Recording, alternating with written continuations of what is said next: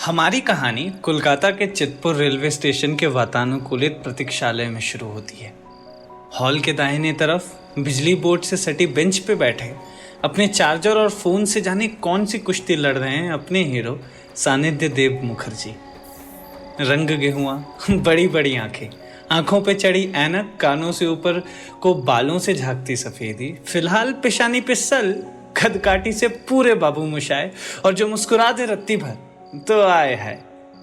पर क्या है ना, रात के 2:30 बजे फोन को कोसते मुस्कुराना मुमकिन नहीं। इतने में गेट से एक छोटा सा बच्चा अपने हाथों में छोटा सा एरोप्लेन लिए जू जू करता हुआ अंदर दौड़ा चला आता है और पीछे से आवाज आती है, ईमान रुकिए। और हॉल के दरवाजे से भीतर दाखिल होती हैं इस कहानी की हीरोइन रुबीना मिर्जा, सफेद लिबास में दुपट्टा संभालते हुए, जरा सा हैरान जरा सा परेशान, खुद से दुगने वजन के बैग्स घसीटते हुए, इस नन्हे से शैतान के पीछे लगभग चिल्लाते हुए और आवाज से कहीं रात के इस वक्त कोई डिस्टर्ब ना हो जाए ये सोच के सकुचाते हुए रुबीना मैडम हॉल के बाएं तरफ लगे बेंच के सामने सामान पटक के ईमान को गोद में दबोचने के लिए आगे बढ़ती हैं। सानिध्य जो अब तक फोन के चार्जर में मशगूल था, दुनिया से बेखबर बैठा था, उनकी नज़र अब वक्त के इस हिस्से में इस जर्द चेहरे से हटने का नाम नहीं ले रही। गेहूं की बाली और चांद के बीच कोई रंग मुनासिब लगता हो तो समझिए ये बस वही है। मैरीगोल्ड के फूलों की चटक और मृगशीरा का तेज लिए एक पुराना सा और फिर भी हर घड़ी नया सा।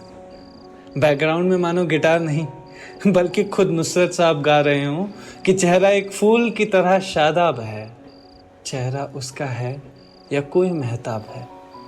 फ्लैशबैक की रील चल रही हो मानो कोई कक्षा 11वीं, जहाँ सादापन है, जहाँ शैतानी है, जहाँ किस्से हैं, जो राहों पे बढ़ते छूटते पीछे छूट गए वो सारे खुशनुमा हिस्से हैं। रुबीना के हॉल में आने के बाद दुनिया में कहाँ क्या बदला होगा वो तो नहीं पता, हाँ मगर सानिध्य बाबू की जिंदगी में बहुत कुछ बदलने वाला है।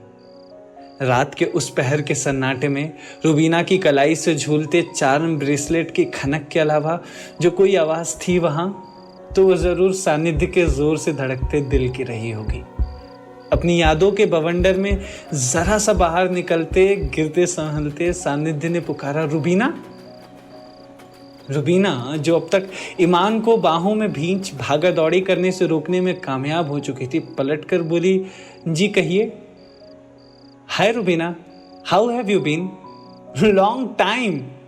सानिध्य उनकी तरफ बढ़ चले और हर बढ़ते कदम के साथ रुबीना और हैरत से इन्हें देख पहचानने की कोशिश में लगी थी।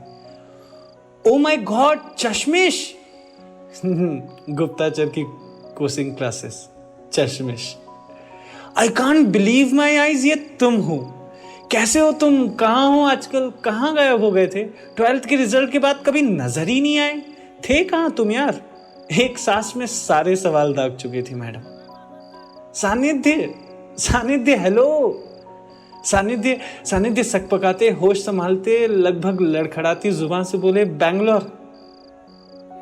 बसेरा वहीं हो गया था तब, कॉलेज में एडमिशन, पढ़ाई लिखाई सब वहीं। फिर मेरी छोड़ो, तुम बताओ कैसी हो?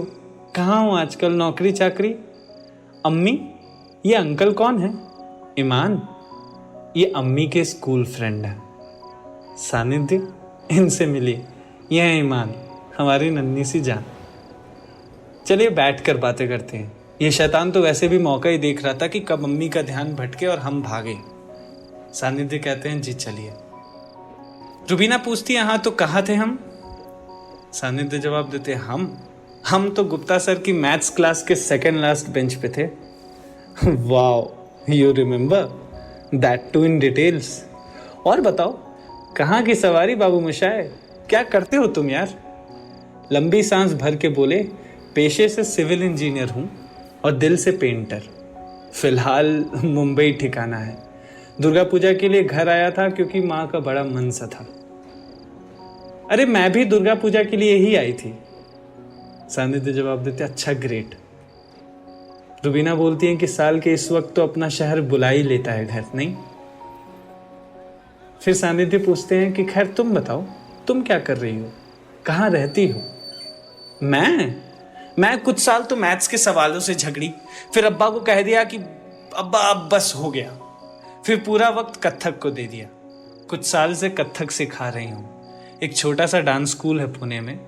स्कूल, घर और ईमान, बस यही छोटी सी दुनिया है मेरी।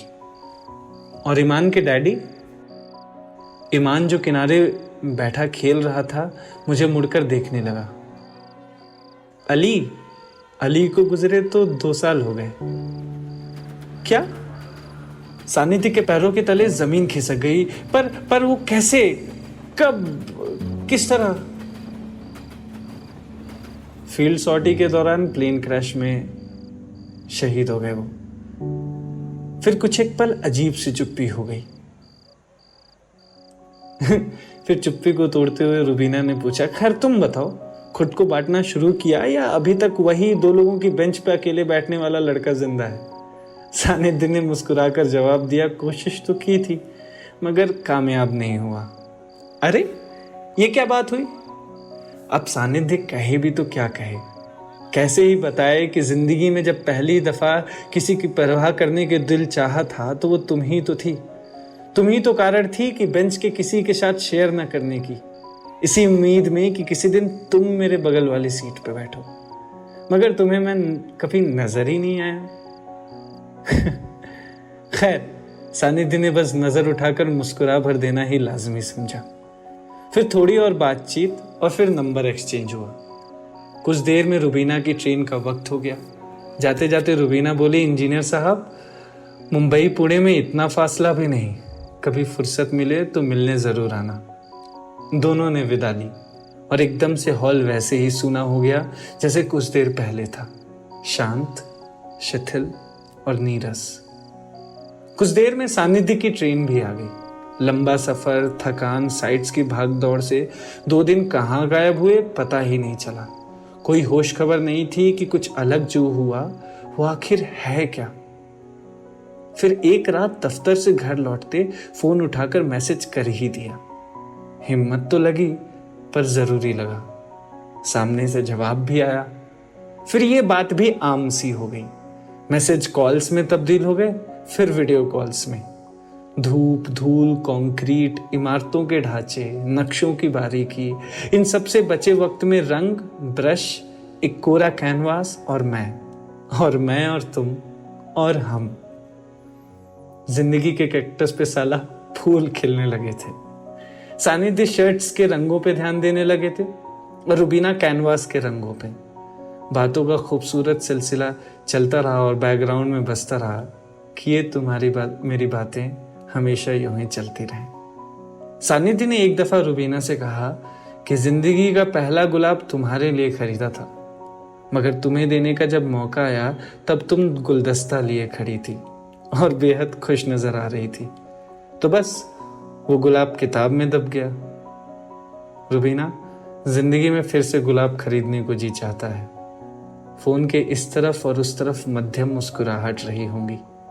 अरे रे, ईमान के बारे में कैसे भूल सकते हैं। अब हर वीकेंड ईमान सानिध्य के साथ video games, movies, ice cream, chocolate या दोस्तों की शिकायतें करता गुजारता था।